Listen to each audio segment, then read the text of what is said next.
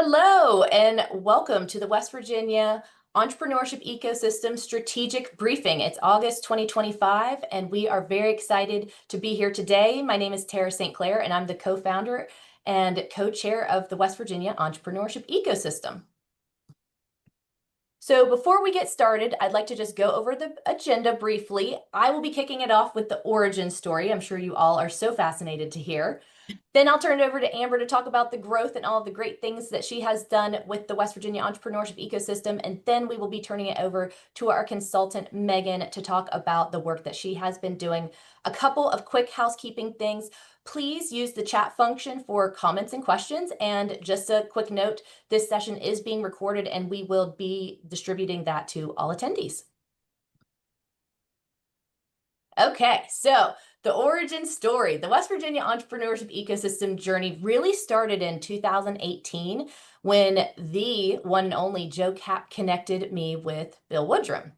Now, you have to remember back in 2018, it was kind of taboo. I was working at WVU and Bill was working at Marshall, and it was kind of taboo to be working together on a project when both of the institutions were working on building a network at the same time. So naturally, we met in a neutral location in Charleston at Mia Cocina to have this meeting of the minds. And we really decided that rising tides raise all ships. Yes, there we are in Charleston in April of 2019. Yep. So that's when we were still calling ourselves a network, but then we worked with Harry Bell's group actually, and you will see the old logo coming up here in a moment. Yep, there you go. So we worked with Harry Bell's group. That was the original logo right there on the right side. The West Virginia Entrepreneurship Ecosystem was the first actual brand. We were planning to host Bridging Innovation Week in 2020. And as you all will remember, COVID-19 hit. And it really was the catalyst to us focusing on doing virtual collaboration. So we held the first, we called it a symposium in 2020, and it was all online. So now I think you guys remember what happened from here. Bill left Marshall University and he went over to the West Virginia Small Business Development Center. And his first order of business was creating and launching West Virginia Business Link, which we are so grateful for that tool and grateful for the Economic Development Office and seeing the future and how powerful that tool is. So it utilizes SourceLink for those who don't know, and that is a national leader in ecosystem building tools. So Bill got that up and running, we were really focused at that time on resource providers, and we're still using that tool today. We're really grateful for Mark Burdett to keep using that and growing it every day. Okay, now who remembers Bridging Innovation 2022? That was the first time we had Bridging Innovation Week in person. That year it was a 3-day event, and we didn't know at the time, but that was really kicking off what would become the state's premier entrepreneur event in the state of West Virginia. So look at some of these pictures really close. You'll see some familiar faces. Mike Queen's got the mic there, of course. We've got Nathan Oley, who is really showing the nationwide presence and support for West Virginia. You've got Mr. Joe Cap. Amber's up in there on the top right, sitting next to Ben Queen. And look, we've got Jim Spencer in there with Bill as well. So we really didn't know that we had struck gold whenever we had all these folks in the room together in 2022. But that really was a pivotal moment for Bill and I in realizing that higher education and a state entity really weren't equipped to be the fiscal agent for the West Virginia entrepreneurship ecosystem. I'm sure Bill is like going yes in his head right now because it was difficult to try and figure out how to manage the money. We were selling tickets, we had sponsorship, and note, we were all doing this as volunteers and trying to figure how that would work. So that was a key learning point around the complexity and the capacity really of being a statewide ecosystem. So enter Amber and the adventure group.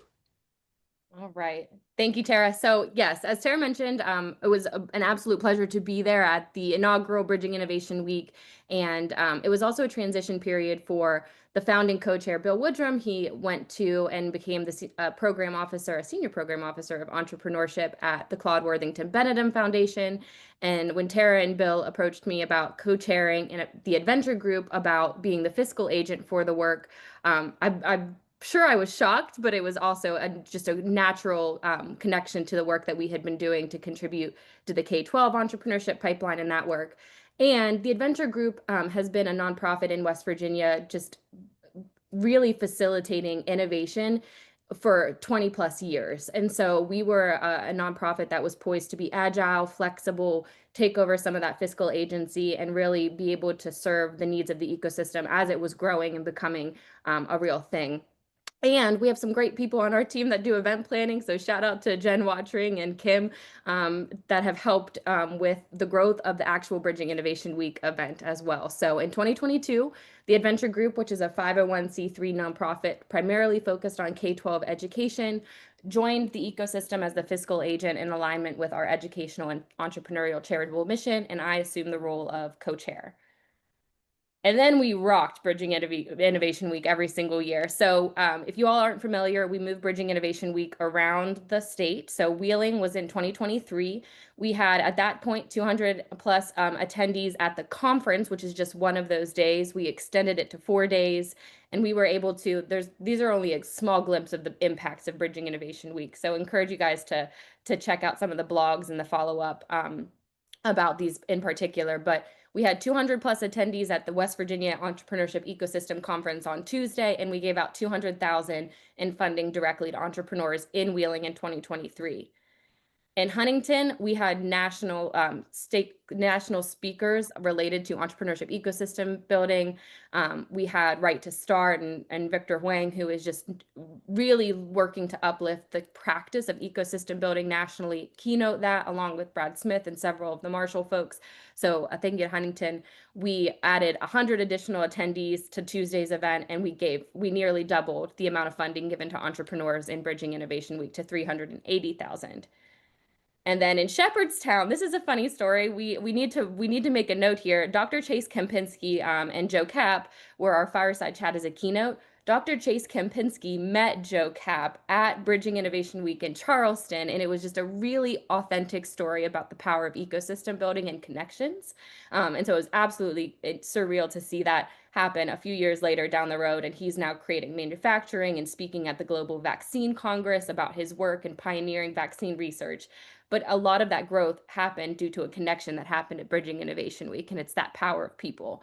And so in Shepherdstown, we weren't sure. It's a little out of the way for some travel for some folks, but we continue to grow Tuesday to 400 plus conference attendees, and we gave out over 500,000 in funding during competition day on that week. So if you look collectively at the whole of just the numbers of alone for Bridging Innovation Week, this does not include any of the transactions through ecosystem connections that have happened during monthly meetings or individual calls or business link. This is purely Bridging Innovation Week numbers. Since 2019, we've leveraged 600,000 in funding and sponsorships.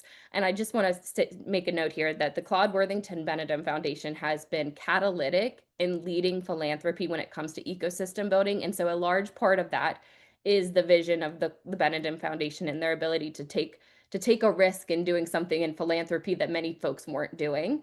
But we've leveraged 600,000 into 1.65 million directly to entrepreneurs. This is not in to our resource providers. This is directly in non-dilutive and TA funding to our entrepreneurs, which is just incredible.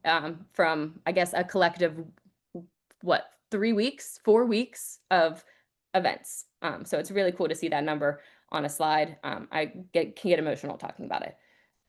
Okay, so just a couple of other things about our reach and our growth to date. We do monthly meetings, second Tuesday of the month. We have had 100 plus on those monthly meetings over the last several months. We had to purchase a large meeting capacity on Zoom. I felt like that was a real big turning point. I was like, yes, this is a milestone. We need Zoom, large meeting capacity. Great. And so we've grown that since the beginning, around 40% each year. Our mailing list is 2,200 contacts. I think the coolest part about our mailing list is the open rate. Like if you look at industry norms, the comparison in terms of network open rates is around 37%. We boast on average 44%, and we've consistently been over the last couple of months at like a 67% open rate, which is huge for the actual engagement of the folks that are in our communications. We launched the website for the West Virginia entrepreneurship ecosystem in January 2024. It's had over 12,000 unique website visits and over 4,500 people engaging and accessing information there. And we have 170 plus business link partners in that resource repository to talk about and provide support to entrepreneurs at various stages of growth. And that only includes right now nonprofit partners. That doesn't include the accounting services, the marketing services, the folks that have been connected via individual connections through that work. In 2024, we received some federal co-chair dollars from the Appalachian Regional Commission to start really thinking about what does it mean to build out an infrastructure for ecosystem building. So we did an entrepreneur landscape survey, and we established some new subcommittees that were based on some successful models that we were piloting with youth entrepreneurship. WVU Extension had done a great youth equity and entrepreneurship report, and we're talking about building a pipeline. The Tamarack Foundation, now rebranded as the Creative Network, was really looking at the arts economy. And so we kind of modeled that subcommittee initiative on those pilot subcommittees and established 3 new ones. The Capital Subcommittee, led by Innova Commercialization, the Government Regulatory Subcommittee, led by Executive Training Centers in partnership with Right to Start, and the Talent Subcommittee, led by entrepreneurship ecosystem experts. We looked at what does it mean to convene these folks around these core building blocks of talent, policy, and capital. And they developed action plans that they wanted to move forward to implementation. And many of them are doing incredible implementation projects to do today, including the Investor Collaborative and other entities. The Creative Network is still functioning. WVU Extension is doing great things. And so the subcommittees proved to be a model that could really work and grow. And then this year, we've already seen expansion as we continue to formalize what that means to the tech subcommittee with Tech Connect West Virginia, focusing on advancing West Virginia's tech economy. As part of that work, each subcommittee created 3-year growth goals, and we created an overall growth strategy and action plan development. And what that led to was figuring out, okay, we have this growth strategy, we've got a lot of momentum. How do we build out enough of an infrastructure, enough of capacity with as an ecosystem to be able to implement and really act on the growth strategy that we drafted? And so that's where in February of this year, we issued a national request for proposals. We had so many applications from entities across the country, and we were looking to seek an external consultant that could tell us these recommendations for scaling, what are best practices happening across the nation, and can you give us an operational strategic plan that helps us understand how we should model it, what this should look like, and how we should move forward. And so in March, we contracted with MKM Consultants to conduct that national best practices report, do stakeholder interviews, connect information, look at that growth strategy, and figure out our steps forward through this operational strategic plan. So I'm going to hand it over to Megan Moses with MKM Consultants, who's going to walk us through what that plan resulted in. I am Megan Moses. It is really nice to meet everybody. I am a consultant that works in strategic planning and economic development. I've been doing this for, I don't know, 20 years or so longer than I should say. And I'm really happy to be here. And this was a great project to work on. I was actually at Bridging Innovations Week, so I met many of you, and that was amazing. I'm glad it was in Shepherdstown. I thought that was beautiful and easy to get to for me. It's really nice to see all of you again. So the project process during this phase, MKM Consultants took a broad look at ecosystems around the nation to understand what is working in rural states and those with strong entrepreneurship support. So some of the states that you guys might be familiar with and other places where West Virginia is going to soon exceed what they're doing. But so like Kansas, Tennessee, Emerging Prairie in North Dakota. So a few different places that we looked at. And then we also conducted interviews with key stakeholders, including elected officials, subcommittee co-chairs, and really active members of the network or the ecosystem. You may have met me through one of these interviews, or you might have met my colleague, Lakeisha Wright. There is an extensive summary of the interviews as an appendix to the report, which Amber will be sending out.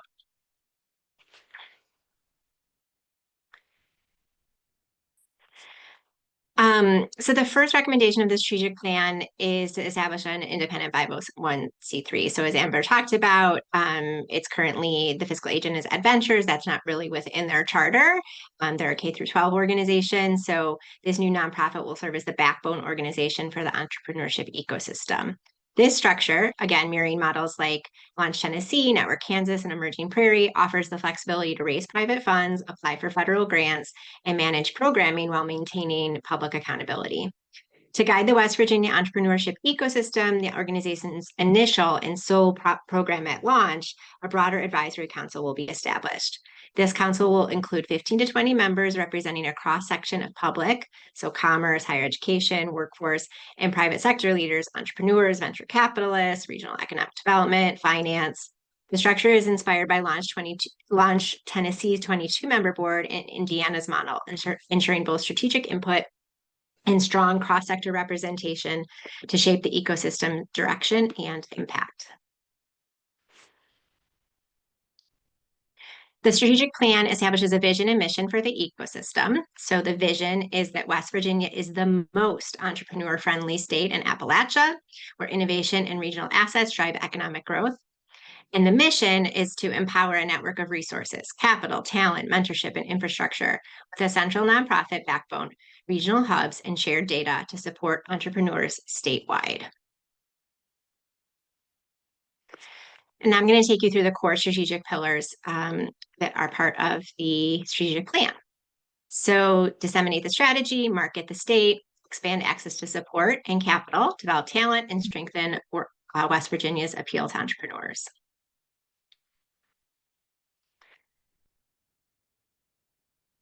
So the first is to develop and disseminate a statewide entrepreneurship strategy. This is really just like getting everything off the ground. So form a West Virginia Entrepreneurship Ecosystem Advisory Council, which I mentioned before, to guide the implementation of the strategy. Assess the current structure and focus areas of all active subcommittees to determine what's working well, where there is this duplication or maybe a little bit of misalignment, and what new subcommittees may be needed to address emerging priorities. Establish key performance indicators to track progress and ensure accountability, and then publish an annual State of Entrepreneurship to share impact metrics, showcase regional progress, and highlight emerging opportunities.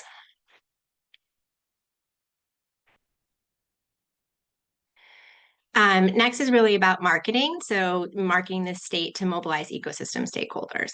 So solidify a unified brand identity and outreach campaign.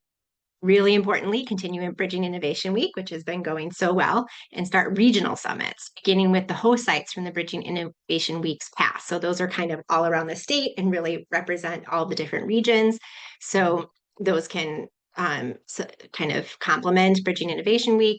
And then additionally, learning collaboratives, demonstration days to build relationships among founders, funders, and ecosystem builders. Develop social media channels and produce storytelling and media content that highlights entrepreneurial success stories and local ecosystem wins. Engage corporate partners, chambers, and anchor institutions as champions and ambassadors in the ecosystem. And then continue the super successful monthly ecosystem calls, facilitate connections for coaching for entrepreneurs, and establish quarterly standing meetings for subcommittees that are open to broader ecosystem participation. Next is expanding access to support for entrepreneurs. As we move into these programmatic pillars, we want to acknowledge all of the work of the capital subcommittee, the investor collaborative, the talent and regulatory subcommittees. These pillars are meant to work in collaboration with them and complement this existing work. So this is not like 100% new things. And then Amber is going to be dropping a link into the chat with those action plans that she mentioned in her briefing. So the objectives of this pillar are to establish a centralized entry point for ecosystem access, develop a unified data structure to track entrepreneur engagement and outcomes across the ecosystem, and launch a coordinated outreach and navigation effort to raise awareness of available resources with a focus on reaching underserved communities. Again, I want to acknowledge that the capital subcommittee has already developed a growth strategy for this work, and Amber, again, is dropping this link into the chat so you can refresh your memory or familiarize yourself with that work. This work is meant to complement that. Again, and work with the West Virginia Investor Collaborative. So the objectives here would be to design and implement a statewide capital access strategy that includes grants, flexible loans, and early stage equity investments. Elevate the work of the existing capital subcommittee by integrating its action plan into the statewide strategy and ensuring cross-agency coordination and accountability. Promote existing and new capital resources more effectively. Resource and capital providers should enhance their outreach and communication strategies to ensure entrepreneurs, especially those in rural or underserved areas, are aware of available support. Provide education on capital types and funding readiness. Link capital programs directly to ecosystem building outcomes, such as job creation, community engagement, and follow-on funding. And then there are several more, and I don't want to go through every single one. So it's really about connectivity, ensuring organizations are aware of the resources and promoting the matching grant programs and other items that are already existing.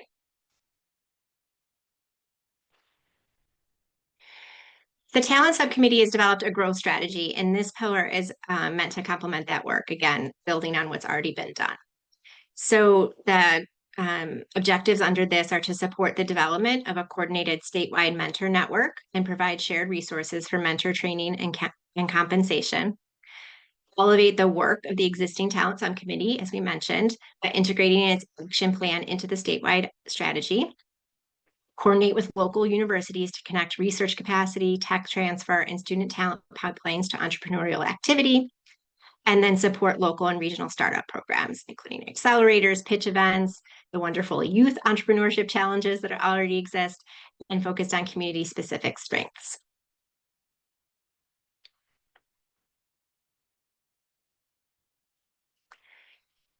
And then we want to make sure that we are really strengthening West Virginia's appeal to entrepreneurs.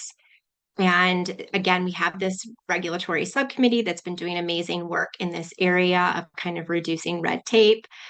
So this work, again, builds on that. Partner with the state to position West Virginia as a national leader in entrepreneurial opportunity by adopting right to start principles.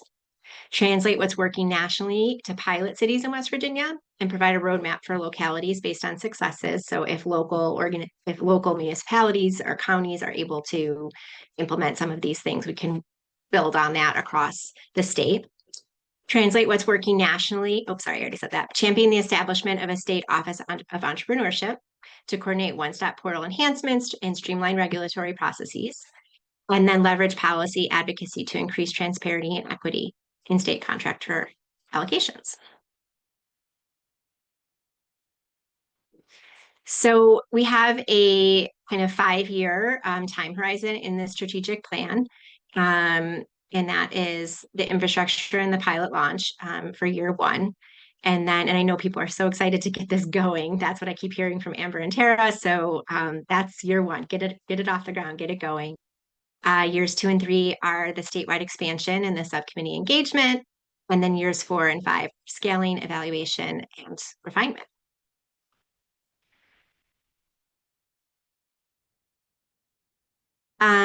So the first year will focus on building on the organic growth to date by establishing the ecosystem as an official program of a new nonprofit and putting foundational infrastructure in place to support its long-term success, including forming a governing board and hiring initial staff. And I think Amber is also going to put into the chat a link to a sign up if you would like to be a part of that initial kind of setting things up. So I thank you again for your time. This was an amazing opportunity for me to work in West Virginia, to get to know your state, and to meet all of you. Everybody has been incredibly friendly and welcoming, and I really appreciate that. This is Amber's favorite sentence, so I'm going to read it. This strategic plan positions West Virginia as a bold, future-facing state where entrepreneurship is both a policy priority and a practical pathway to long-term prosperity. So again, I'm Megan Moses. I'm more than happy to speak with anybody after this call or anytime. So that's my contact information. And I look forward to hearing from anybody who is interested. So thank you so much again for your time. Perfect. Thank you so much. So, you're probably thinking, okay, now what are our next steps? So, this is a direct link to the Operation Strategic Plan. It is also currently on our WVEE ship ecosystem website. If you bash that reports, I'll put that in link. I just can't do it while I'm sharing my screen. And our next step is to go ahead and begin moving forward with the strategic recommendations outlined, including the establishment of that organization and getting that going so we can really build out some of the infrastructure that Megan outlines here. So I will put in an email link for those that would like to connect about how they can get involved with that moving forward. And please feel free to reach out to us and that conversation, and we'll have individual conversations with anybody that's interested in getting involved as that new entity is established and we start to implement some of the works that has been outlined here. And again, I just want to say thank you to Megan, but also thank you to everyone in the ecosystem that has made this possible to grow to this level. I mean, I really believe that we have the opportunity to be a national model as an ecosystem in statewide ecosystem development. A lot of the models that we were looking at, and I included the different models that we looked at through the strategic planning process, their home pages, and there's further information on that analysis within the strategic briefing as an operational modal analysis.